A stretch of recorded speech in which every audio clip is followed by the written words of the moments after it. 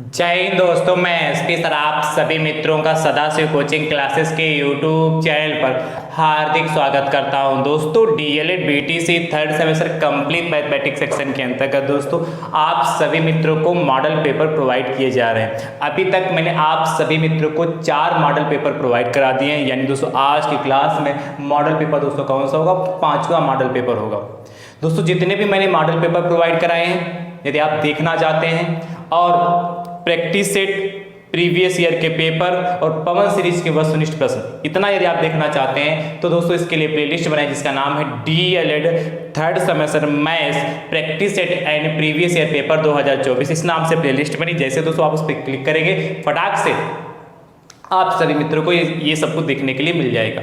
और दोस्तों मैंने आप सभी मित्रों को डीएलएड थर्ड सेमेस्टर मैथमेटिक्स का पूरा कंप्लीट सिलेबस भी प्रोवाइड कराया है। यदि उसको भी देखना चाहते हैं तो दोस्तों उसके लिए भी प्लेलिस्ट बनी जिसका नाम है डीएलएड थर्ड सेमेस्टर मैथ्स 2024। इस नाम से प्लेलिस्ट बनी। जैसे दोस्तों आप उस पर क्लिक करेंगे तो फटाक से आपको पूरा सिलेबस देखने के लिए मिल जाएगा। पर आपके पास इतना वक्त नहीं कि पूरा सिलेबस देख पाएँ, तो दोस्तों जिस टॉपिक में, जिस चैप्टर में समस्या उसको दोस्तों जरूर देखिए, ठीक है। और मॉडल पेपर, प्रीवियस ईयर के पेपर अंतिम समय में दोस्तों लगाकर दोस्तों जरूर जाइए, जिससे आपकी तैयारी भी बेहतर होगी और आपकी टाइमिंग भी दोस्तों एडजस्ट हो जाएगी। यानी कि 1 घंटे में आपको 18 प्रश्न करने होते हैं, तो आप 1 घंटे में 18 प्रश्न कैसे करेंगे? यदि मॉडल पेपर और प्रीवियस ईयर के पेपर लगा के जाते हैं तो आपकी तैयारी दोस्तों बहुत बेहतरीन होगी और आपका रिजल्ट भी दोस्तों बहुत अच्छा आएगा। चलिए दोस्तों मॉडल पेपर 5 में सबसे पहले देखिए किस टाइप के प्रश्न आते हैं। वस्तुनिष्ठ प्रश्न। देखिए वस्तुनिष्ठ प्रश्न पहला कह रहा है, ध्यान से देखिएगा, यदि x माइनस 1 का क्यूब बराबर 8 तब x प्लस 1 का होल स्क्वायर का मान ज्ञात कीजिए।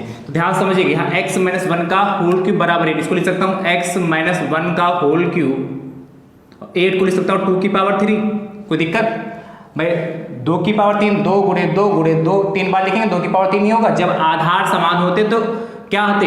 घाते समान हो जाती है, और जब घाते समान होते हैं तो आधार भी समान हो जाती है। तो आपने पढ़ रखा है, यानी देखिए घात समान है तो आधार समान हो जाएंगे। x minus 1 equal to 2। तो दोस्तों यहाँ से निकालेंगे x बराबर कितना? 2 और माइनस का 1 हो जाएगा, प्लस का 1 यानी कि x बराबर 3 आ गया। तो पूछा किसका मान था? तब x प्लस 1 का मान बताइए। तो जहां पर x है उसके जगह कितना रखेंगे? 3। तो 3 और प्लस 1 का होल स्क्वायर, और 3 प्लस 1 का होल स्क्वायर यानी कि 4 का स्क्वायर, 4 का स्क्वायर 4 गुणे 4 यानी कि 16, यानी कि ऑप्शन नंबर आपका थर्ड सही हो जाएगा। समझ पाए कि नहीं समझ पाए? तो इस आइडेंटिटी को ध्यान रखिएगा, जब आधार समान होते हैं तो घाते समान हो जाती हैं, और जब घाते समान होती है तो आधार समान हो जाते हैं। ये आइडेंटिटी को मैंने आपको लिखवाया है, ठीक है। चलिए अगला देखिएगा, 4 लीटर, दूसरा क्वेश्चन है, 4 लीटर दूध नापने के लिए 250 मिलीलीटर के नपने से कितनी बार दूध डालना होगा? यानी कि 4 लीटर हमारे पास दूध है और उसको नापना है, पर जो नापने वाला जो लीटर हमारे पास है, जिससे नापते हैं वो 250 ml का है। 250 ml का मतलब 250 ml का ही है, उसी से नापना है। तो हम ये 4 लीटर जो ये दूध है कितनी बार में उसको नाप सकेंगे, ये पूछा है। देखिए ये जो हमारा ये किसमें? मिलीलीटर में। जो नपना है वो मिलीलीटर में है और दूध लीटर में, इसलिए इसको भी मिलीलीटर में कन्वर्ट कर ले। तो आप जानते हैं 1 लीटर में कितने मिलीलीटर होते हैं? 1000 मिलीलीटर होते हैं। 1 लीटर में 1000 मिलीलीटर होते हैं, इसीलिए 4 को 1000 से मल्टीप्लाई करेंगे तो 4 गुणे 1000 यानी कि 4000 हो जाएगा, ठीक है। और क्या 250 से इसको डिवाइड कर दोगे तो 0 से 0 कट गया, ठीक है। अब देखिए 25 एकम 25 हो गया, ठीक है। और कितना हो जाएगा कि यहाँ 25 एकम 50, 25 15 और 0 यानी 150, 25 छक्का 150, 16 बार, यानी कि ऑप्शन नंबर 2 आपका सेकंड सही हो जाएगा। समझ पाए कि नहीं समझ पाए? कर लेंगे कि नहीं? यानी कि यहाँ लीटर था, यहाँ मिलीलीटर था, इसलिए मैंने इस लीटर को, 4 लीटर दूध था इसके तो मिलीलीटर में कन्वर्ट करेंगे तो 4000 मिलीलीटर हो जाएगा। और इसको यदि हम क्या 250 मिलीलीटर से भाग कर दे तो हम 16 बार यह दूध नापेंगे इस नपने से, तो 4 लीटर दूध हमारा नप जाएगा। कितनी बार में? 16 बार में।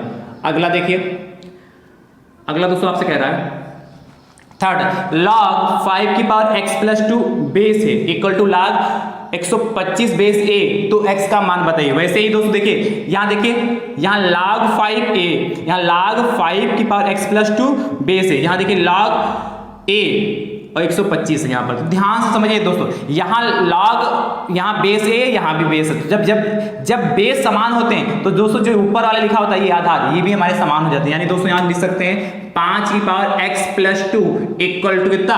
125। देखिए या जब ये बेस समान होंगे तो उनको लाख को क्या छोड़ देंगे, तुलना कर लेंगे, तो 5 की पावर x प्लस 2 किसके बराबर हो जाएगा, 1 प्लस 1 और 2 5 125 हो जाएगा कि नहीं हो जाएगा। इस तरीके से कर सकते हैं। दूसरा भी तरीका है, यदि यहीं पर दोस्तों ये तो हम कर ही सकते हैं, इसको सॉल्व कर सकते हैं ऐसे भी। दूसरा तरीका क्या है, इसको देखिए हमने क्या लिखा, log 5 की power x plus 2 base a।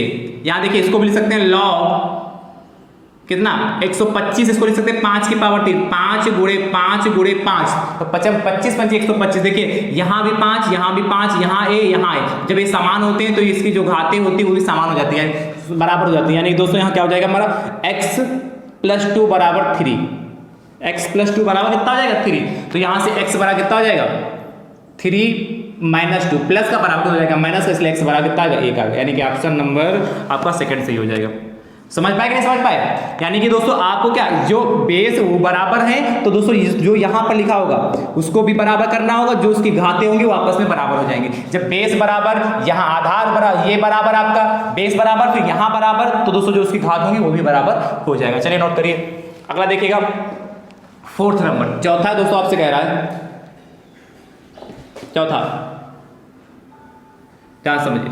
4th number दोस्तों आपसे कह रहा है 10 12 19 9 13 12 8 12 12 11 17 13 का बहुलक होगा। तो दोस्तों आप जानते हैं बहुलक क्या, जो सबसे अधिक बार आया हो, तो इसमें सबसे अधिक बार कौन आया, देखिए 10 तो एक ही बार आया, फिर 12 देखिए 1 2 3 4 बार आया, 19 तो एक ही बार है, और 9 एक ही बार है, 13 2 बार है, और 8 एक ही बार है, 11 यानी कि 12 सबसे देखिए सबसे अधिक इसमें कौन आया 12 आया, यानी कि ऑप्शन नंबर दोस्तों आपका फर्स्ट आ जाएगा, सही हो जाएगा। ठीक है, आपको देखना क्या होगा, जो सबसे अधिक बार आया है वही उसका बहुलक हो जाएगा। तो सिंपल है। अगला कह रहा है एक लंबवृत्तीय बेलन की ऊंचाई 6 सेंटीमीटर है तथा त्रिज्या 3 सेंटीमीटर हो, तो बेलन का आयतन बताइए। क्या उसकी त्रिज्या 3 सेंटीमीटर दे रखी है, तो बेलन का आयतन दोस्तों क्या जानते हैं, बेलन का आयतन था पाई आर स्क्वायर एच। अब देखिए पाई रहने दीजिए, आर जैसे आर मतलब क्या होता है यहाँ त्रिज्या, त्रिज्या कितनी दोस्तों 3, तो 3 का स्क्वायर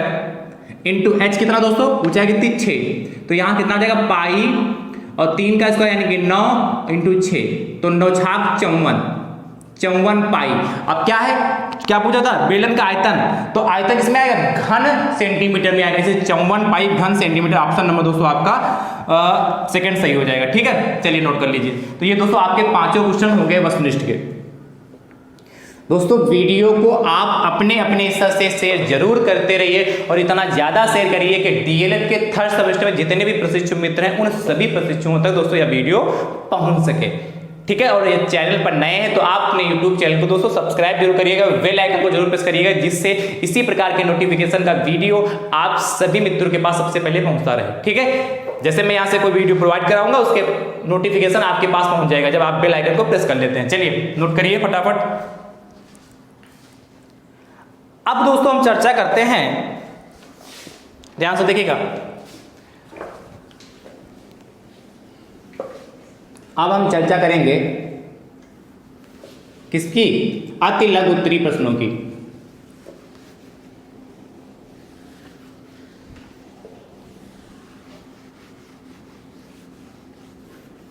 अति लघु उत्तरीय प्रश्न हेडिंग डाल लीजिए, अति लघु उत्तरीय प्रश्न, अति लघु उत्तरीय प्रश्न। देखिएगा ध्यान से, 6ठा नंबर, 6 नंबर दोस्तों आपसे कह रहा है, बहुत ध्यान से, दो घन जिनकी भुजाएं, दो घन जिनकी भुजाएं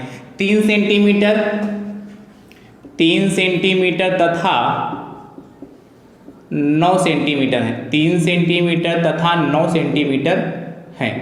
आगे दोस्तों आपसे कह रहा है इनके आयतनों में क्या अनुपात होगा, इनके आयतनों में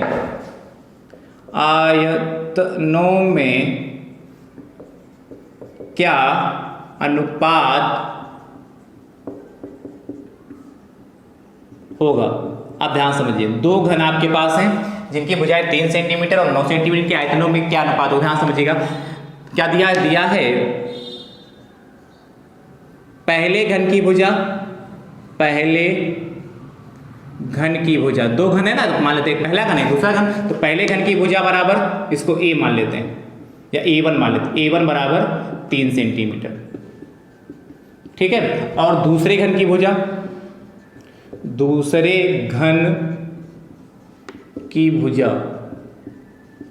A2 बराबर 9 सेंटीमीटर, ठीक है। आपसे पूछा क्या है, इनके आयतनों में क्या अनुपात है, तो ध्यान समझिएगा, इनके आयतनों का अनुपात बराबर क्या हो जाएगा, पहले घन का आयतन, पहले घन का आयतन बटे क्या, दूसरे घन का आयतन, दूसरे घन का आयतन, ठीक है। पहले घन का आयतन बटे दूसरे घन का आयतन, तो पहले घन का आयतन दोस्तों क्या होता, ए क्यूब, भुजा क्यूब, भाई घन का आयतन क्या भुजा क्यूब होता, तो A1 है इसलिए A1 क्यूब हो जाएगा, दूसरा क्या कितना A2 क्यूब हो जाएगा। अब ध्यान समझिएगा, A1 की वैल्यू दोस्तों हमारी कितनी 3, तो 3 का क्यूब, यहाँ कितना A2 9, तो 9 का क्यूब, 3 का क्यूब दोस्तों मैं इसके आगे सॉल्व कर रहा हूँ, आप इसके नीचे सॉल्व करिए, 3 का क्यूब 3 गुणे 3 गुणे 3, या इसको हम बताएं ऐसे मत करिए, लिख लीजिए 3 बार, 3 गुणे 3 गुणे 3, और 9 को लिखिए 9 गुणे 9 गुणे 9, लिख सकते हैं भाई। आप ध्यान समझिएगा, 3 एकम 3 3 तिया 9, 3 एकम 3 3 एकम 3 3 एकम 3 3 तिया 9, यानी कितना, ऊपर तो 1 बचा है, नीचे 3 9 27, 1/27, तो नीचे लिखिएगा अतः, फाइनल आंसर अतः इनके आयतनों का अनुपात बराबर 1:27, ये हमारा फाइनल आंसर, बढ़िया ब्रैकेट में बंद कर लीजिए। चलिए नोट करिए।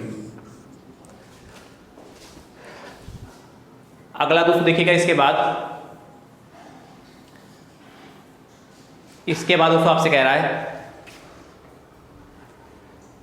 क्वेश्चन नंबर 7वां, देखिएगा 7th नंबर क्या कह रहा है,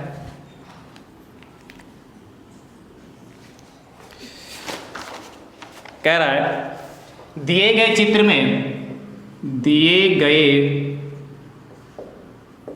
चित्र में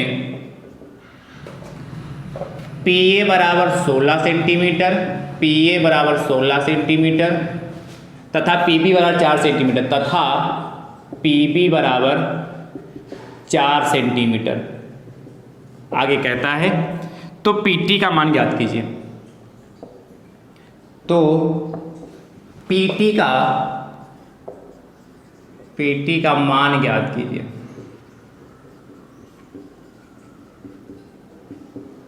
अब ध्यान समझिए कैसे करेंगे।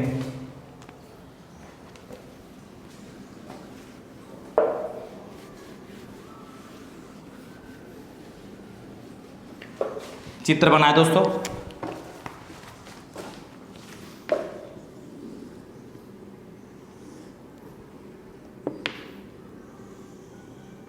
A B T और P, ठीक है। A B P नहीं, यहां पर T है, इधर P है, ठीक है।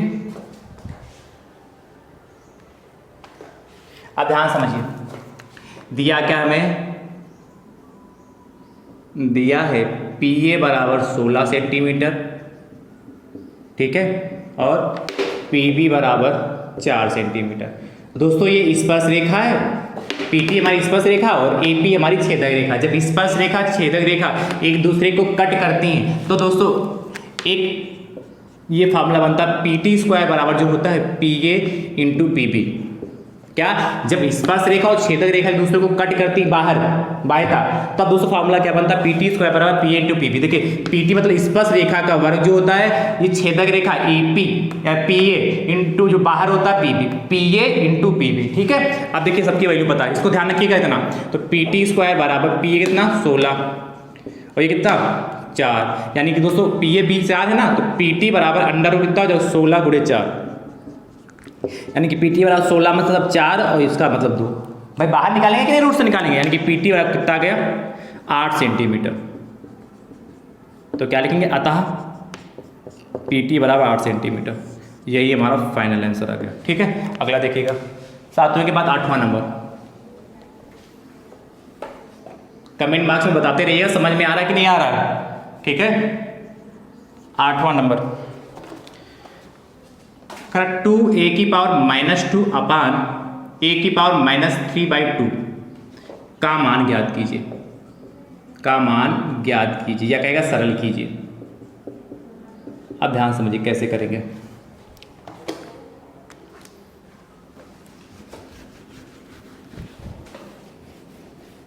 दोस्तों आपसे कह रहा है 2a की पावर -2 अपान a की पावर -3/2 है। ठीक है, अब इसको हम लिख सकते हैं क्या, देखिए ये पावर इसको उठा के ऊपर ले जाए,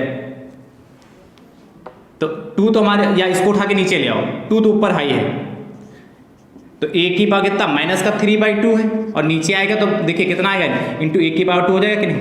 क्या किया, 2 हमारा अपनी जगह पे है जैसे रहा, a की पावर -3/2 अपनी जगह पे रहा, जो ऊपर की पावर -2 है इसको नीचे ले आए, क्योंकि 3/2 मतलब 1.5 होगा या 2 होगा, तो कितना हो जाएगा 2। यहाँ देखिए जब आधार समान होते घाते जुड़ जाते, तो a की पावर -3/2 हो गया और +2 हो गया। भाई आधार समान है तो घाते जुड़ जाएंगे, तो बताया a की पावर m इंटू a की पावर n बराबर क्या होता है, a की पावर m प्लस n। तो हमने बताया कि नहीं बताया। अब देखिए 2 अपान a की पावर, यहाँ 2 एलसीएम ले लें तो ऊपर कितना जगह -3 और यहाँ कितना, इसके नीचे 1 मानेंगे तो 2 1 से भाग करेंगे तो कितना है 2 आएगा, 2 की मल्टीप्लाई 2 से 4, इतना तो आप जानते ही हैं। अब देखिएगा 2 अपान a की पावर, देखिए -3 प्लस 4 यानी कि 1/2। अब देखिए या तो इसको ऐसे 2 अपान अंडर रूट a, या तो लिख के यही छोड़ दीजिए, या दोस्तों दूसरा तरीका क्या आंसर इसका लिख सकते हैं, या तो एक तरीका ये हो गया, दूसरा तरीका यदि इसी को सॉल्व करें, इसको ऊपर उठा के ले जाए तो कितना होगा 2a की पावर -1/2, ये भी आंसर हो सकता है 2, और इसको उठा के ऊपर ले जाएंगे तो प्लस पावर ऊपर जाएगा माइनस का कितना a/2। और एक आंसर और हो सकता है इसके आगे, और सॉल्व करना चाहें इसके आगे देखिएगा तो 2 अपान रूट a। ठीक है, क्योंकि हर में कभी रूट नहीं होता, इसको क्या करेंगे रूट a से मल्टीप्लाई कर देंगे और रूट a से डिवाइड कर देंगे, कोई इफेक्ट पड़ेगा तो इस कितना आएगा 2 रूट a अपान a। ये भी आंसर हो सकता है, इसके तीनों आंसर हो सकते हैं, जो आपको उचित लगे वहां तक सॉल्व करके छोड़ सकते हैं। ठीक है, ये भी आंसर होगा, ये भी आंसर होगा, ये भी आंसर होगा, ये भी आंसर होगा। ठीक है, अब देखिए रूट a, अच्छा ये root a into root a, जैसे √2 इंटू √2 मैंने बताया कितना होता है 2 होता है, इसी प्रकार root a into root a कितना होता है a होता है। ठीक है, समझ पाए कि नहीं। चलिए तो दोस्तों चाहे आप यहीं पर आंसर छोड़ दीजिए, चाहे ये करिए, और यदि ये करना चाहते हैं तो ये पूरा नोट करिएगा नीला वाला, और फिर ये पूरा यहाँ तक नोट करिएगा। ठीक है, इसमें से कोई भी आंसर आप लिख के छोड़ सकते हैं। चलिए अगला 8वें के बाद 9 तो दोस्तों आपसे कह रहा है यदि 3/5 की पावर x ब्रैकेट में 5/3 की पावर 2x बराबर 125/27, तब x का मान ज्ञात कीजिए। तब x का मान ज्ञात कीजिए।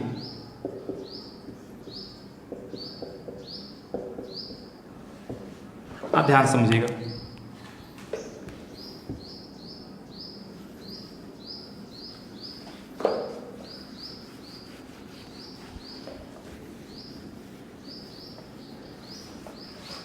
देखिए भैया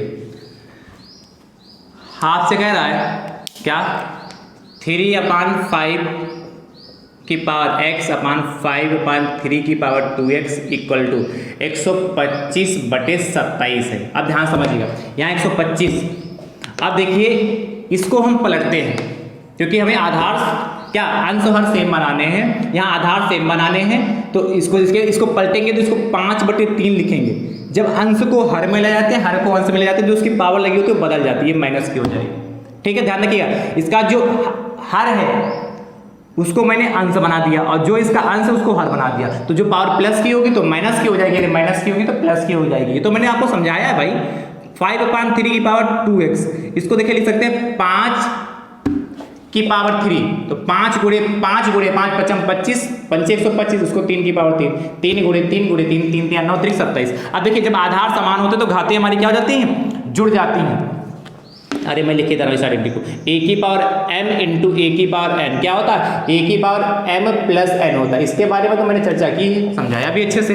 अब देखिए यहाँ क्या हो जाएगा, आधार समान है तो 5/3, 5/3 यानी कि 5/3 की पावर -x प्लस का 2x बराबर, इसको लिख सकते हैं 5/3, एक साथ लिख सकते हैं इसको। अब देखिए यहाँ फिर से आधार, देखिए अब क्या यहाँ आधार समान है तो घातें समान हो जाएंगी। एक आइडेंटिटी मैंने ये भी बताई, चूंकि a की पावर या ऐसे लिख लें, जब या यदि जब a की पावर m बराबर a की पावर n, तब m बराबर n, इसको लिखा है कि नहीं। देखिए जब आधार समान होते हैं तो घातें हमारी क्या हो जाती है, समान हो जाती है। इसलिए माइनस का, इसको थोड़ा और सॉल्व कर ले, हो जाएगा 5/3, देखिए माइनस का x प्लस 2x, यानी खाली x बचेगा ना भाई, माइनस का x है प्लस का 2x बना कितना 5/3 की पावर 3। अब देखिए आधार समान तो घातें समान, यानी कि x बराबर 3, तो अतः x बराबर 3 ये हमारा फाइनल आंसर आ गया। इसको इसके सामने लिखिएगा, ठीक, जो ये लिखा है मैंने यहाँ पर, इसको इसके सामने लिखिएगा, ठीक है। चलिए अगला 9 के बाद दोस्तों 10वां नंबर देखिएगा, इसको रख दो इतना। 10 नंबर क्या कह रहा है, 10th कह रहा है संख्या 1 से 20 तक, संख्या 1 से 20 तक की विषम संख्याओं का समांतर माध्य ज्ञात कीजिए।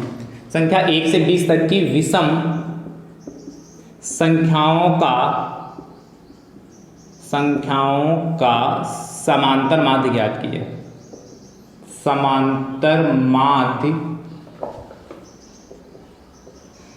ज्ञात कीजिए। अब ध्यान समझिएगा,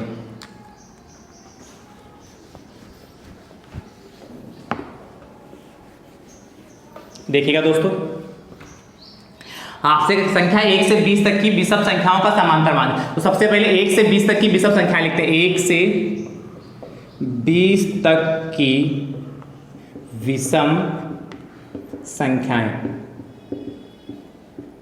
संख्याएं, अब ध्यान समझिए क्या होगा। पहले दोस्तों एक विषम होती, फिर 3 5 7 ऐसी संख्याएं जो 2 से डिवाइड नहीं होती, ठीक है, पूर्णतः डिवाइड नहीं होती। 9 11 13 15 17 और 19। समांतर माध्य क्या होता है, पदों का योगफल बटे पदों की संख्या। तो यहाँ देखिए पदों की संख्या कितनी है, पदों की संख्या, नंबर ऑफ टर्म्स गिनिए, 1 2 3 4 5 6 7 8 9 10, 10 ही तो है भाई, 2 2 4 2 6 2 8 2 10। तो एक समांतर माध्य बराबर, समांतर माध्य बराबर पदों की संख्या, नहीं, पदों का योगफल बटे पदों की संख्या, पदों की संख्या, ठीक भैया।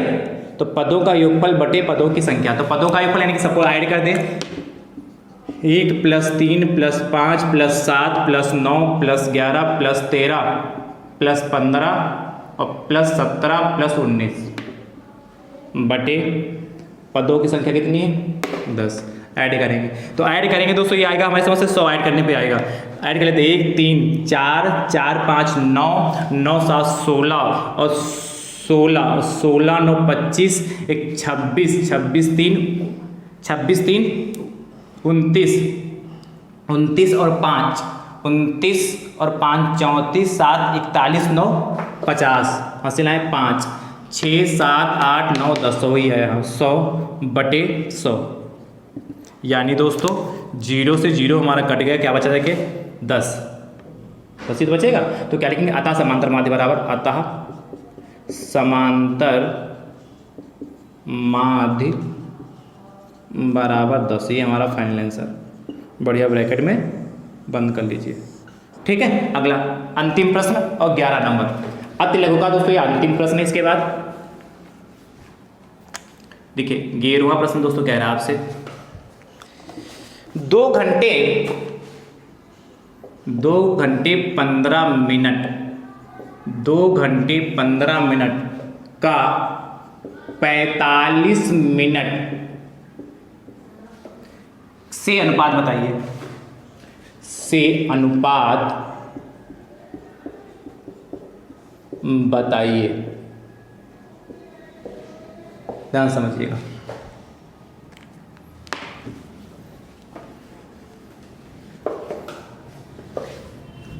तो ध्यान से देखिए, आपसे कह रहा है कि 2 घंटे 15 मिनट का 45 मिनट से अनुपात बताना है। तो क्या 2 घंटे 15 मिनट, ठीक है, का अनुपात बताना है 45।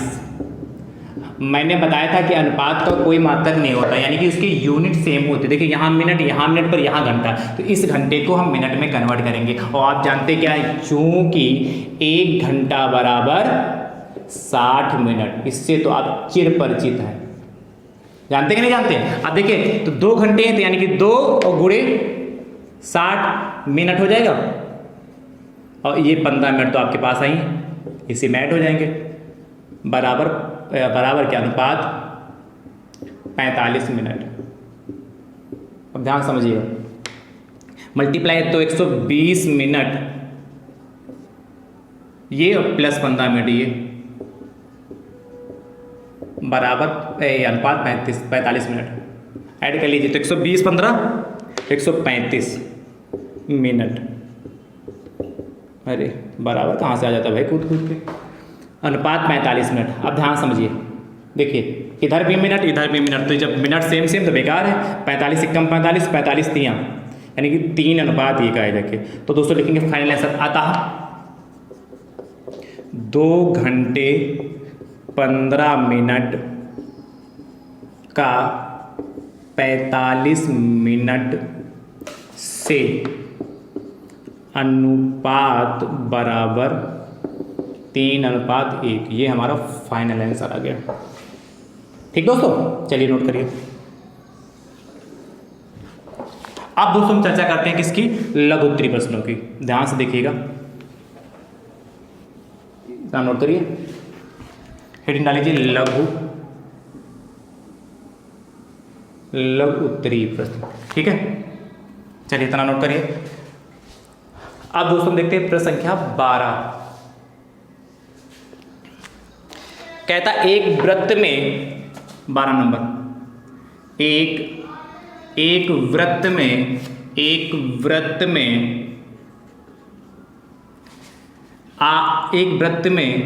एक 8 सेंटीमीटर लंबी 8 सेंटीमीटर लंबी जीवा खींची गई है। जीवा खींची गई है। आगे दोस्तों आपसे कहता है जिसकी केंद्र से दूरी 3 सेंटीमीटर है, जिसकी केंद्र से दूरी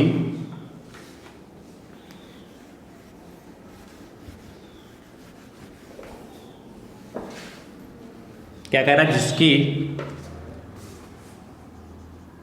केंद्र से दूरी 3 सेंटीमीटर है। वृत्त की त्रिज्या ज्ञात कीजिए। वृत्त की त्रिज्या ज्ञात कीजिए।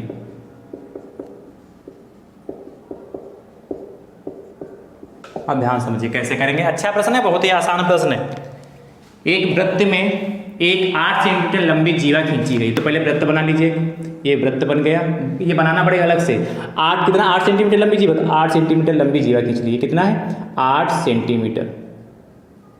कहाँ से कहाँ तक, यहाँ से लगाकर यहाँ तक की ये लंबाई होगी।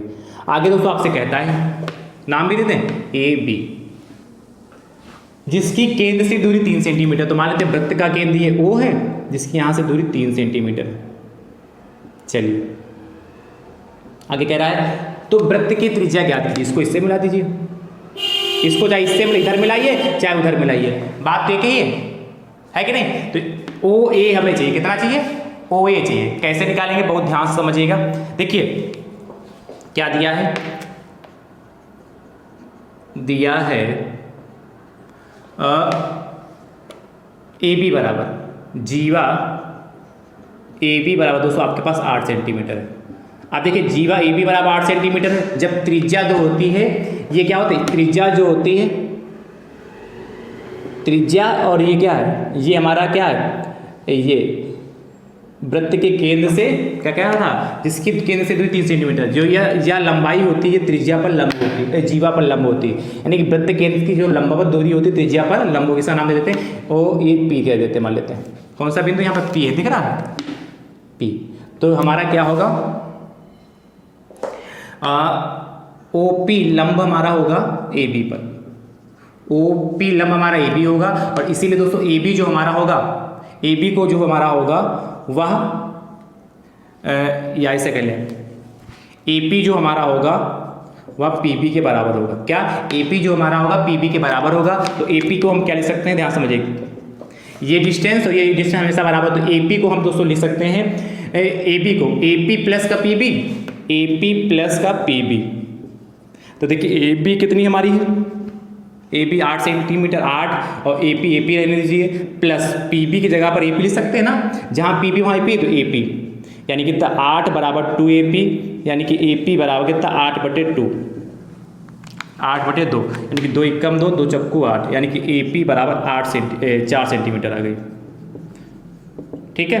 अच्छा ये नहीं निकालेंगे, डायरेक्ट आप यहाँ पर 4 लिख देंगे, तब भी आपका काम चल जाएगा। इसके बाद देखिएगा, अब देखिए 4 ये 3 है, अब तो आपको देखा समकोण त्रिभुज, समकोण त्रिभुज ओ पी ए में पाइथागोरस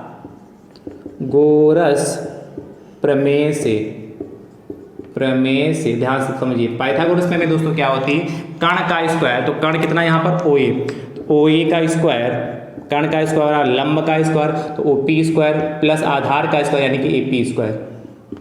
ठीक है। अब देखिए ओ ए तो हमें याद करना, तो ओ ए का square equal to O P दोस्तों कितना है आपका 3 का स्क्वायर, प्लस ए पी कितना है आपका 4, तो 4 का स्क्वायर, यानी कि ओ ए स्क्वायर बराबर 3 का स्क्वायर 9, 4 का स्क्वायर 16, यानी कि ओ ए स्क्वायर बराबर कितना 25, यानी कि ओ ए बराबर √25, यानी कि ओ ए बराबर कितना, ओ ए बराबर 3 सेंटीमीटर, अरे सॉरी 5 सेंटीमीटर, 25 है ना तो 5 ही तो आएगा।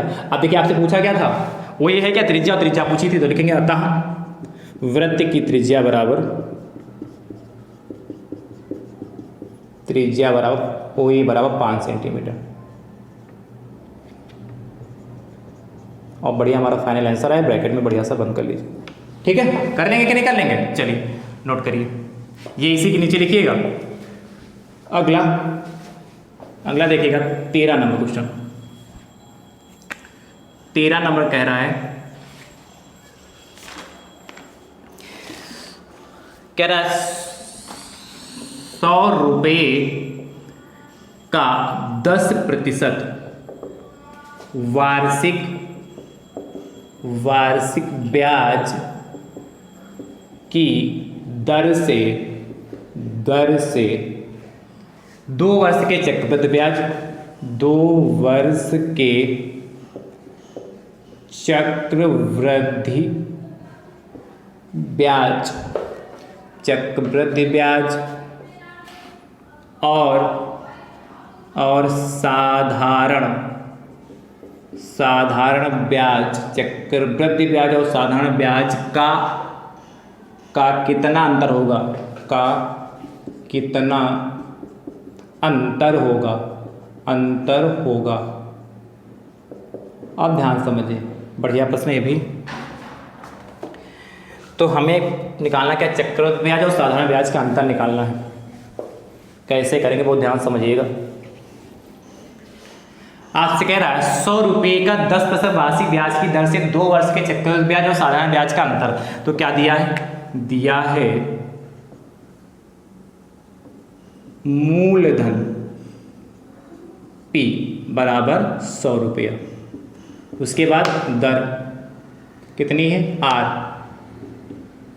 10%, वो भी वार्षिक। ठीक है, आगे समय TIN से लिखते हैं तो कैपिटल T बराबर 2 वर्ष। आप सोचिए क्या चक्रवृद्धि ज्ञात क्या करना है, चक्रवृद्धि ब्याज यानी कि क्या compound interest and simple interest का अंतर चाहिए। तो चाहो तो लिख सकते हो compound interest minus simple interest, ये आपको फाइंड करना है। ठीक है, ये लिखना चाहो यहाँ लिख सकते हो। तो सबसे पहले हम निकालते हैं साधारण ब्याज। साधारण ब्याज SI सिंपल इंटरेस्ट बराबर क्या होता है दोस्तों, ध्यान समझिएगा, मूलधन गुणे दर गुणे समय अपान 100। तो देखिएगा कितना आएगा, T 100 है, R दोस्तों आपका 10 है और T आपका 2 है बटे 100। ये कैंसिल हो गया 100 से 100, तो दोस्तों आपके पास बचता है कितना 20 रुपये आ जाएंगे, यानी कि SI जो आपका सिंपल इंटरेस्ट 20 रुपये आ जाएंगे। अब देखिए आप जानते हैं एक फार्मूला होता है, इधर इधर सॉल्व करो, A बराबर P1 प्लस R अपान 100 की पावर T, ये जानते हैं, इसी के नीचे नोट करिएगा। अब मैं इसके बाद इधर नोट करता हूँ। अब A बराबर क्या हो जाएगा, यहाँ से P कितना 100 है, 1 प्लस R कितना है 10, तो 1 प्लस 10 बटे 100 ये तो होता है, और T कितना आपका 2, तो A बराबर 100 ब्रैकेट में 0 से 0 कटा, तो दोस्तों हमारे पास बचेगा क्या 1 प्लस 1 अपान 10 की होल पावर 2, A बराबर 100। यहाँ देखिए एलसीएम लेंगे 10 कम 10 से 11 बटे 10 का होल स्क्वायर, यानी कि A बराबर कितना हो जाएगा 100 गुणे 11 गुणे 10, सॉरी 11 बटे 10, 11 बटे 10 गुणे कर लिया। अब देखिए ये 0 से ये दोनों 0 इस 0 से कट गया, तो A बराबर कितना है 121 रुपये आ जाएगा। पर आपको चाहिए क्या, ए क्या है यहाँ, ए है क्या यहाँ पर मिश्र धन है, मिश्र धन अमाउंट है। अब देखिए हमें चाहिए चक्रवृद्धि ब्याज चाहिए था, तो यानी कि कंपाउंड इंटरेस्ट इक्वल टू दोस्तों क्या होता है A माइनस P, मिश्र धन माइनस मूलधन, यानी कि A दोस्तों हमारे पास कितना है 121 हो गया और मूलधन आपके पास 100 है P। ठीक है, यानी कितना यहाँ से 21 रुपये आ जाएंगे। ये क्या आएगा क्या आपका कंपाउंड इंटरेस्ट। अब आपसे पूछा क्या था प्रश्न में, कहा था चक्रवृद्धि ब्याज तथा साधारण ब्याज का अंतर, तो क्या निकालेंगे चक्रवृद्धि ब्याज एक compound interest minus simple interest बराबर कंपाउंड इंटरेस्ट दोस्तों 21 रुपये है, सिंपल इंटरेस्ट दोस्तों आपका कितना था 20 रुपये, तो कितना आएगा अतः SI माइनस नहीं CI माइनस SI बराबर 1 रुपये, 1 रुपये का अंतर आएगा। तो दोस्तों आप चाहे लिखना चाहो तो हिंदी में लिख सकते हैं, या तो ऐसे लिख लीजिए या हिंदी में, अतः चक्रवृद्धि ब्याज और साधारण ब्याज का अंतर 1 रुपया है। इस तरीके से दोस्तों लिख सकते हैं। बढ़िया प्रश्न है, नोट कर लीजिए। 13 के बाद 14 नंबर देखिए। 14 नंबर दोस्तों आपसे कह रहा है यदि समुच्चय A बराबर A comma B comma C comma D नहीं A B D E तथा B बराबर दोस्तों आपके पास है A B E F, A D E और F। आगे आपसे कह रहा है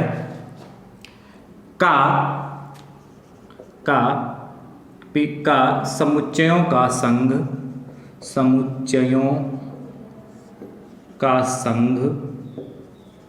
तथा सर्वनिष्ठ ज्ञात कीजिए, तथा समुच्चयों का सर्वनिष्ठ ज्ञात कीजिए। देखिए बहुत बेहतरीन प्रश्न है और बहुत आसान, सिर्फ लैंग्वेज का अंतर है, यहाँ पर भाषा का सिर्फ अंतर है, बाकी ये प्रश्न आपको आता है मुझे उम्मीद है, इसीलिए मैंने इस प्रश्न को लिया है और बाकी इसमें कोई दम है नहीं। देखिए दोस्तों आपसे कह रहा है ये समुच्चय A बराबर क्या दिया है, दिया है लिखिए, फिर समझाता हूँ अच्छे से। समुच्चय A बराबर A B D और E, ठीक है, बढ़िया वाला काम लगाए हैं। और B बराबर कितना लिखा है A D E और F। आपसे पूछा है समुच्चयों का संघ, मैंने बताया था ए यूनियन बी की बात कर रहा है।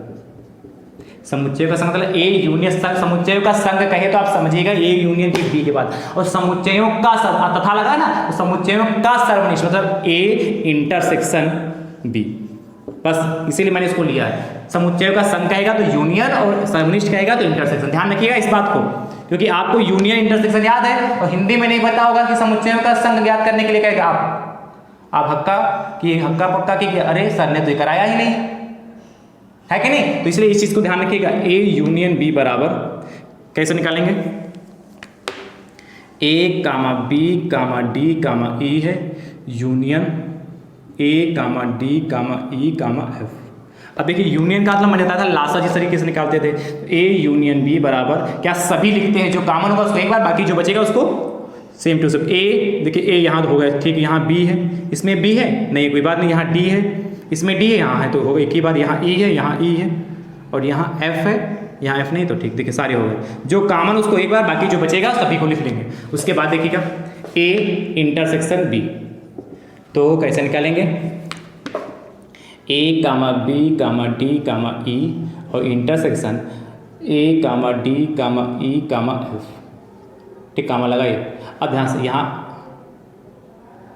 ए कामा डी है। अब देखिए इंटरसेक्शन का मैंने पहले ही मतलब बता रखा है कि जैसे मासा निकालते जो कॉमन होगा उसको लिखेंगे। देखिए ए यहाँ इसको लिख लें, यहाँ बी है यहाँ बी नहीं कोई बात नहीं छोड़ देंगे, इसके यहाँ डी इसको लिख लेंगे। अच्छा यहाँ पर ई है यहाँ पर बी है तो इसको भी लिख लेंगे, ये हमारा फाइनल आंसर आएगा और ये भी हमारा फाइनल आंसर आएगा। तो दो जगह आंसर लिखेंगे क्या, नहीं, इसको कैसे लिखेंगे, आता ए यूनियन बी बराबर A B D E F और ए इंटरसेक्शन बी बराबर ए डी ई, इस तरीके से लिख के बढ़िया ब्रैकेट में बंद कर लेंगे। अच्छा ये ऐसा बना लिया, ठीक है। चलिए ये हमारा फाइनल आंसर हो गया। अब दोस्तों अगला देखिएगा 14 के बाद 15 नंबर, एक वृत्त से प्रश्न और ले रहा हूं। 15 बेहतरीन प्रश्न है, कह रहा है निम्न चित्र में एंगल ए ई बी बराबर 130 डिग्री तथा ए बी सी बराबर 20 डिग्री हो तो बी डी ए हो तो एंगल बी डी ए का मान होगा। अब ध्यान समझिए, चित्र बना है,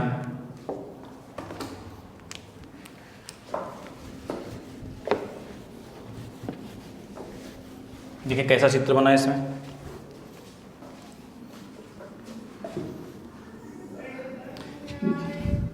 देखिए ये वृत्त का केंद्र है, ये इस तरीके से इससे मिला है और एक इस तरीके से, इसके नाम है ए बी, बढ़िया प्रश्न, इसको तैयार कर लीजिए, सी डी और ये बिंदु ई है। ये आपको 130 डिग्री दे रखा है और ये आपको 20 डिग्री दे रखा है। तो आपसे पूछा क्या है, तो आपसे कहा है बी डी ए, कौन सा, बी डी ए, अच्छा ये वाला कोण पूछा है, ठीक है। ध्यान समझिएगा कैसे करेंगे, दिया है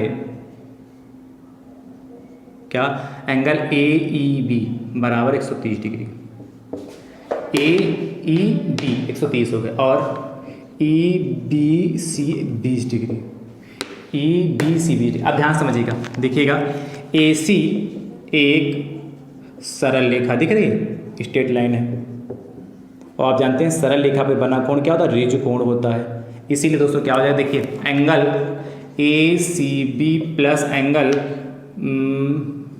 बी ई सी बराबर 180 डिग्री।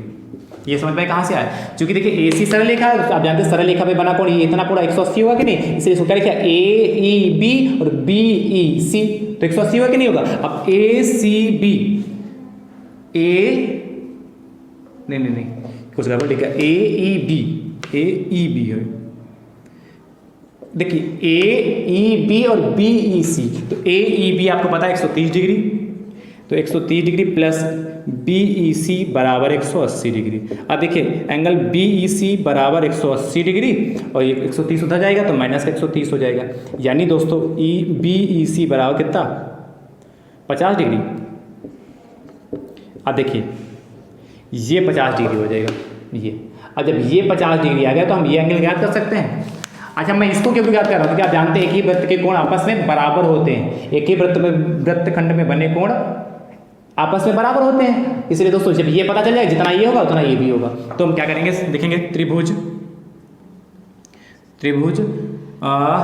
बी ई सी में ध्यान समझिएगा, क्या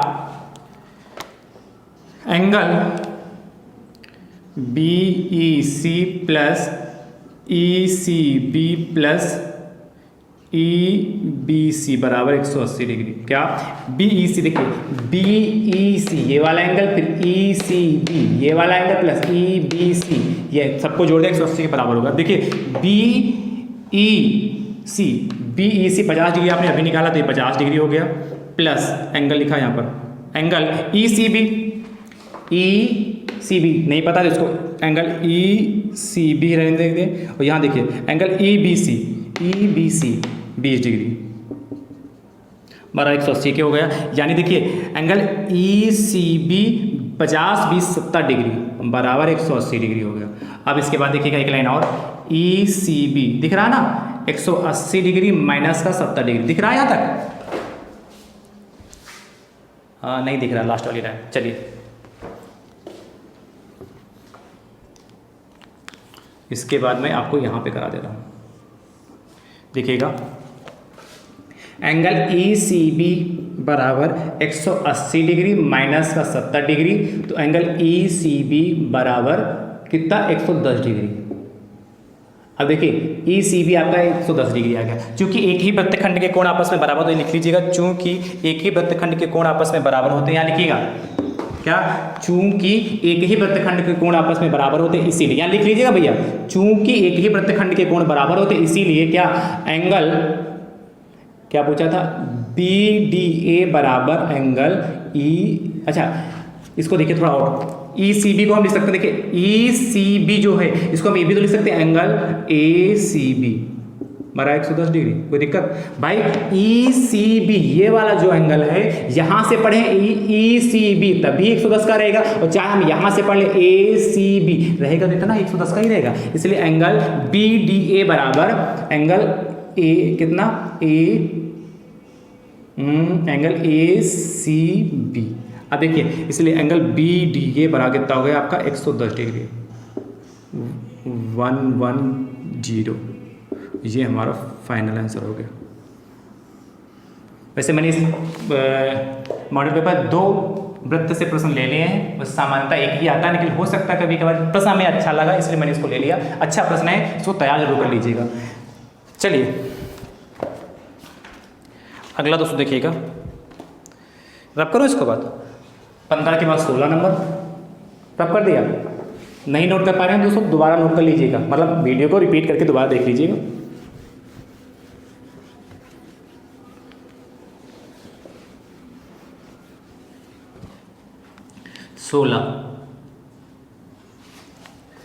सोलह नंबर दोस्तों आपसे कह रहा है कि 2x की power 4 minus 48 x square minus 50 के गुणनखंड कीजिए, के गुणनखंड कीजिए, के गुणनखंड कीजिए। देखिए कैसे करेंगे, 2x की पावर 4 माइनस का 48 एक्स स्क्वायर माइनस का 50। देखिए यहाँ से हम 2 कॉमन ले लें, जब 2 कॉमन लेंगे तो बचेगा क्या x की पावर 4 माइनस का 2 दूना 4 2 चक्कू 8 एक्स स्क्वायर माइनस का 50, कोई 50 को 25 बचेगा, 2 दूना 4 2 पंचे 10। अब ध्यान समझिएगा 2 इसको लिख सकते हैं, इसको एक्स स्क्वायर का स्क्वायर, क्योंकि मैंने द्विघात समीकरण के आपको फैक्टर करना सिखाया, इसलिए इसको द्विघात में कन्वर्ट करेंगे। और इसको लिख सकते हैं 24 एक्स स्क्वायर ऐसे ही रहेगा माइनस का 25। दोस्तों यहाँ पर हम मान लेंगे क्या माना, एक्स स्क्वायर बराबर वाई। मैंने जब भी बताया कि एक्स की पावर 4 में दे रखा, वाई की पावर 4, जब 4 घात का होगा उसको 2 घात में कन्वर्ट करेंगे। कैसे करेंगे मैंने बता दिया यहाँ पर 2। अब देखिए जहाँ एक्स स्क्वायर इसकी जगह पर वाई यूज कर सकते हैं तो क्या बन जाएगा वाई स्क्वायर, यहाँ देखिए माइनस का 24 एक्स स्क्वायर की जगह कितना वाई, एक्स स्क्वायर की जगह कितना वाई माइनस 25। अब इसके फैक्टर कर लीजिए, तो देखिए क्या कैसे करेंगे, 25 के हम गुणा करें तो 25 आए और 24 घटाएं तो कितना आएगा 1, घटाएं तो 1 आ जाए। तो आप जानते हैं क्या 25 से कम 25 और 25 गुणे 1 25 माइनस 1, ठीक है तो 24 आ जाएगा कि नहीं। तो 2 चलता रहेगा, वाई स्क्वायर माइनस का 24 की जगह लिखेंगे 25 माइनस 1 वाई और माइनस का 25, ठीक है। तो 2 देखिए इतना समझ पाएगा नहीं, 24 की जगह लिखा जाएगा 25 माइनस 1 लिखा, समझ गए कि नहीं। अब देखिए वाई स्क्वायर ऐसे रहा, यहाँ माइनस प्लस माइनस का 25 और ये वाई, और माइनस माइनस प्लस कितना 1 की मल्टीप्लाई वाई से करेंगे तो वाई आएगा माइनस का 25 हो गया। अब देखिए 2 यहाँ कॉमन मिलेगा, क्या y कॉमन मिलेगा तो y माइनस का 25 बचेगा। भाई वाई स्क्वायर में से y बाहर निकालेंगे तो y ही तो बचेगा, और यहाँ देखिए y बाहर आएगा तो सिर्फ 25 बचा, प्लस का यहाँ क्या 1 कॉमन ले लें तो y माइनस 25। इसके बाद मैं इधर कर दे रहा हूँ ध्यान से। अब देखिएगा दोस्तों 2 यहाँ common y minus 25, Y minus 25 common मिल जाएगा कि नहीं मिल जाएगा, तो क्या आएगा y माइनस 25 और नेक्स्ट ब्रैकेट में दोस्तों कितना आएगा y प्लस 1। देखिए यहाँ थोड़ा आगे और सॉल्व होगा अभी, इसको पहले इसको देखिए यहाँ y में है पर हमारी क्वेश्चन इसमें x में थी, इसलिए क्या करेंगे इसको x में कन्वर्ट कर लेंगे। कहाँ जहाँ y है उसकी जगह पर एक्स स्क्वायर यूज कर लेंगे, तो y की जगह पर एक्स स्क्वायर यानी कि 2 कितना हो जाएगा एक्स स्क्वायर माइनस का 25 और यहाँ कितना एक्स स्क्वायर प्लस का 1। देखिए यहाँ थोड़ा और आगे सॉल्व होगा 2 इस देखिए एक्स स्क्वायर माइनस 25 है तो इसको दोस्तों हम लिख सकते हैं एक्स स्क्वायर माइनस का 5 का स्क्वायर और एक्स स्क्वायर प्लस 1, तो ऐसे चलता रहेगा। अब देखिए ए स्क्वायर माइनस बी स्क्वायर क्या होता है ए माइनस बी ए प्लस बी होता, तो कितना 2 ए की जगह पर एक्स है इसलिए ए और बी की जगह पर 5 है तो ए माइनस बी और ए प्लस बी, ठीक है एक्स स्क्वायर प्लस 1 हो गया। ये दोस्तों हमारे इसके फाइनल फैक्टर आ गए, ठीक है। तो इस तरीके से दोस्तों जब घात 4 होगी तो करेंगे। यहाँ समझ पाएंगे नहीं ए स्क्वायर माइनस बी स्क्वायर का हमने क्या आइडेंटिटी लगाई ए माइनस बी और ए प्लस बी होता। सेकेंड लास्ट क्वेश्चन 17 नंबर दोस्तों आपसे कह रहा है, ध्यान से नोट करिए इसको, कह रहा है 34 x minus 22 x cube minus का 12 एक्स की पावर 4 माइनस का 10 एक्स स्क्वायर माइनस का 75 में 3x प्लस 7, ठीक है 34 एक्स क्यूब माइनस का 22 एक्स क्यूब माइनस का 12 एक्स की पावर 4 माइनस का 10 एक्स स्क्वायर माइनस 75 में 3x प्लस 7 को में 3x प्लस 7 से भाग देकर भागफल तथा शेषफल ज्ञात कीजिए, शेषफल ज्ञात कीजिए। अब ध्यान समझिए कैसे करेंगे इसको।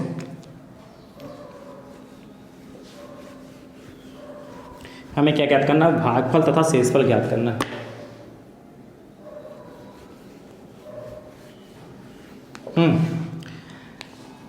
तो दोस्तों पहले देखिए 34x माइनस का 22x क्यूब माइनस का 12x की पावर 4 माइनस का 10x स्क्वायर, इस भाग को ध्यान से समझिएगा, इसको मैंने स्पेशली लिया है आज 3x प्लस 7। देखिए सबसे पहले क्या करेंगे इसमें घातेज को अवरोही क्रम में लिख लेंगे, तो क्या लिखेंगे घातों को अवरोही क्रम में लिखने पर, तो 34x इसको फिर से लिखिए 34x माइनस का 22x क्यूब माइनस का 12x की पावर 4 माइनस का 10x स्क्वायर माइनस 75 की में x की घातों को अवरोही डिसेंडिंग ऑर्डर अवरोही क्रम में रखने पर, अवरोही क्रम में रखने पर रखेंगे, उसके बाद भाग करेंगे। तो अवरोही क्रम में मतलब क्या, सबसे बड़ी, फिर उससे छोटी, फिर उससे बड़ी, छोटी, उससे छोटी। तो पहले देखिए 3x + 7 है, अब इसको लिखिए, सबसे बड़ी घात किसकी, -12x⁴, उसके बाद उसको कौन सा, क्यूब, -22x⁵, उसके बाद कितना, स्क्वायर, -10x², उसके बाद कितना है 34 + 34x और -75। बहुत ध्यान से समझिएगा इसको, ठीक है, समझ गए। आप देखिए पहला टर्म काटना होता है तो किससे मल्टीप्लाई करेंगे, -12 बन जाए तो 4 से मल्टीप्लाई करते, -4 से, 4x³ से, क्योंकि एक x यहाँ है, 4 लाना है, इसलिए कितना प्लस माइनस का 4 3 12 और x⁴ हो गया, और प्लस और माइनस का दोस्तों कितना, 7 चौक 28 और x³ हो गया। ध्यान से समझिए, साइन बदलें तो ये प्लस ये कैंसिल हो गया। तो दोस्तों क्या, प्लस का 28 है, माइनस का 22 है, तो दोस्तों कितना बचेगा, 6x³ और माइनस का 10x²। समझ पाए कि नहीं भाई, माइनस का 22x³ है और माइनस का 28x³ था, पर साइन बदले इसलिए क्या प्लस का 28 हो गया, तो कितना 6 ही तो बचेगा। अब देखिए इसको काटना तो किससे लगाए, 2x² से, प्लस के 2x², जब प्लस के 2x² से करेंगे तो देखिए 2 3 6 और x² यहाँ पर, x यहाँ पर, तो x³ हो जाएगा, प्लस और यहाँ भी प्लस, तो प्लस प्लस प्लस ही होता है, इसलिए प्लस हो गया। देखिए 7 दूनी 14x²। अब ध्यान समझिएगा, यहाँ पर ये माइनस का ही कैंसिल हो गया। अब देखिए माइनस का 10x² है और माइनस का 14x², तो माइनस का 24x² हो गया और प्लस का 34x हो गया। ठीक भैया, समझते रहिएगा। अब इसको काटना है तो 8 से करें ना, 8 3 24 होता है, तो माइनस के 8x से, तो माइनस का 8x, जब -8 करेंगे तो माइनस का कितना होगा, 8 3 24 और x² और प्लस माइनस 8 7 56 x हो जाएगा। अब ध्यान समझिए, यहाँ प्लस तो ये तो कैंसिल हो गया, सेम है। इधर देखिए ये भी प्लस जुड़ जाएंगे, 6 4 10 5 3 8 1 9 90x ये होगा जाके, और बचा के माइनस का 75। अब इसको काटना, इसको कैसे काटेंगे, तो 90 यानी कि से 30 से मल्टीप्लाई करेंगे, ओनली 30 से, तो प्लस के 30 से मल्टीप्लाई कर दें तो 30 3 90 x हो गया, और प्लस इसलिए प्लस हो जाएगा, कितना हो जाएगा 30 30 7 21 210 हो जाएगा। अब साइन देखिए यहाँ पर क्या आएगा, घटा दें तो देखिए यहाँ प्लस है इसलिए माइनस, यहाँ प्लस इसलिए माइनस, ही कैंसिल। देखिए यहाँ पर दिख नहीं रहेगा, इसके बाद में इसका जो घटाने देखिए तो ऐड होगा ना, तो 5 और 7 1 8 और 285 माइनस का आएगा। आप इसको इसके नीचे लिखेगा, इसके नीचे 285 माइनस का लिखेगा, दिख नहीं रहा था इसलिए मैंने वहाँ लिख दिया। ठीक समझ गए, 285 दोस्तों इस लाइन के नीचे लिखना है, सुन लीजिए ध्यान से, इस 285 माइनस का 285 इसके नीचे लिखना है। तो दोस्तों क्या लिखेंगे, अतः, ये भी उसको सबसे नीचे लिखा, अतः भागफल बराबर कितना आया, माइनस का 4x³ प्लस 2x² माइनस का 8x प्लस का 30 और शेषफल बराबर माइनस का 285। ये दोस्तों हमारे फाइनल आंसर हो गए। ठीक, नोट कर लीजिए। अंतिम प्रश्न देखिए, और बहुत बेहतरीन प्रश्न है 18 नंबर प्रश्न दोस्तों। 18 नंबर दोस्तों आपसे कह रहा है, यदि निम्नलिखित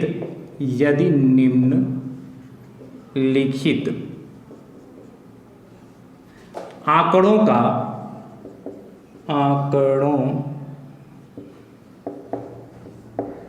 का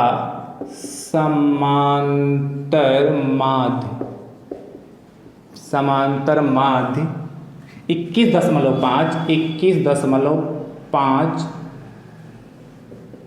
हो तो k का मान ज्ञात कीजिए। k का मान ज्ञात कीजिए। अब ध्यान समझिए, एक टेबल बनी है, पद बारंबारता। देखिएगा दोस्तों, पद हमारे पास क्या है और बारंबारता क्या है। पद हमारे पास 5, बारंबारता 6, 15, 4, 25, 3 और 35 जिसकी बारंबारता k है, इसी का मान चाहिए, और 45 इसकी बारंबारता 2 है। अब ध्यान समझिए कैसे करेंगे, बेहतरीन प्रश्न है दोस्तों, बहुत ही ध्यान समझिएगा। हटाओ इसको दोस्तों।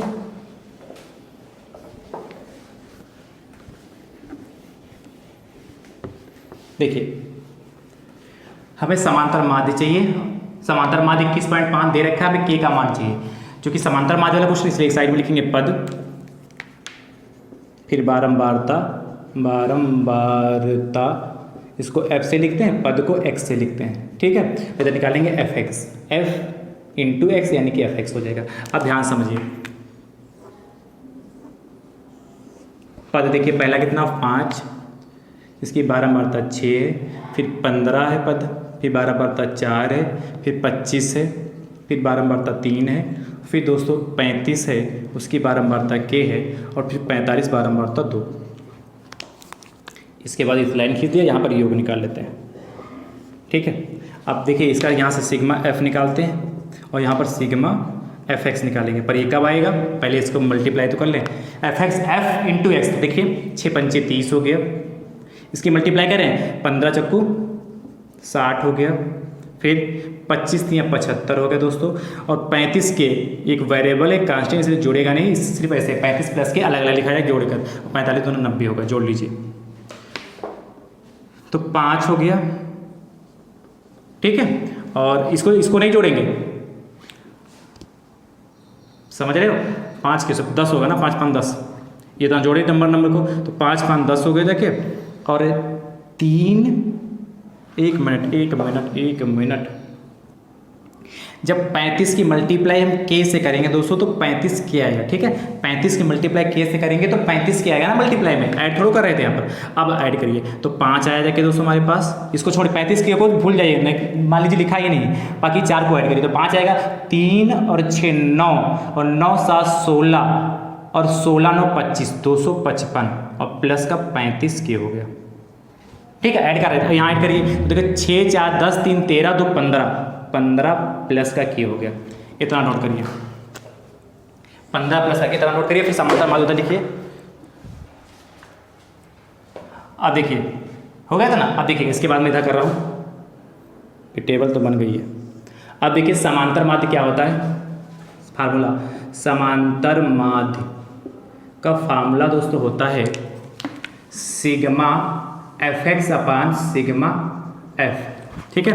अब देखिए समांतर माध्य आपको 21.5 दे रखा, बहुत ध्यान समझिए, 21.5 बराबर सिग्मा fx कितना आया 255 प्लस का 35 के, और ये दोस्तों कितना आया नीचे 15 प्लस के, क्रॉस मल्टीप्लिकेशन कर लेंगे तो इसकी मल्टीप्लाई इससे, इसके नीचे पर, तो क्या हो जाएगा 255 प्लस 35 के बराबर 21.5 ब्रैकेट में 15 प्लस के। अब देखिए 255 प्लस 35 के बराबर 21 की मल्टीप्लाई करें तो 15 25 75 के 5 से लाएँ 7, 15 7 22 से लाएँ के 2, 15 2 30 2 32, और एक अंक बाद पॉइंट यानी 322.5 और प्लस का 21.5। अब देखिए इसको उठा के इधर ले आए तो 35 के, इसको उठा के इधर लाओगे तो माइनस का 21.5 के बराबर 322.5 माइनस का 255। घटाइए इसमें से, घटाते कैसे, तो घटाना आता होगा 35, ये 35 लिखा है दोस्तों, इसमें से कितना घटाना 21.5, तो यहाँ से ऐसे लेंगे तो यहाँ 5 बचेगा, यहाँ 4 में से 2 और यहाँ कितना चलेगा 1, 12.5 के बराबर, उधर कितना आएगा देखिए 322.5 में से कितना घटाना 255.0। अब देखिए घटाएंगे जब यहाँ से तो 5 बचेगा, यहाँ 12 में से 5 गया 7, यहाँ 11 में से 5 गया 6, और यहाँ कितना 67.5, ठीक है। अब ध्यान समझिए, यहाँ से के की वैल्यू निकाल लें, तो जब हम के की वैल्यू दोस्तों यहाँ से निकालेंगे तो के कितना होगा 667.5 बटे 112.5, पॉइंट हटाइए और यहाँ पे से पॉइंट हटाएंगे, क्या 5 बार जाएगा 5 25, 5 दूनी 10, 2 12, 5 1 5, यहाँ 5 बार जाएगा 125, 125 125 पंचे 675 होता है, यानी के बराबर 205। तो अतः के बराबर 5 दोस्तों हमारा फाइनल आंसर आ गया। चलिए नोट कर लीजिए, अच्छा प्रश्न है और आसान प्रश्न था।